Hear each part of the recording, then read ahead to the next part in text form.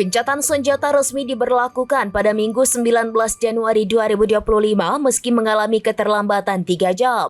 Dalam gencatan senjata ini, Hamas membebaskan 3 sandera Israel fase pertama. Momen pembebasan sandera itu diunggah melalui Telegram Hamas pada Senin 20 Januari dini hari.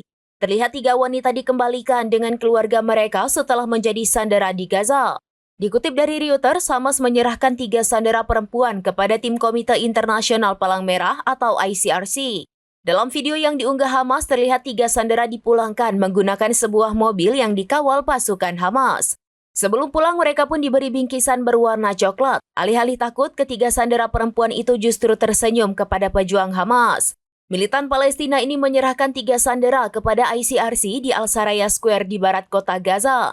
Nantinya, Komite Internasional Palang Merah akan menyerahkan ketiga sandera itu kepada pihak Israel.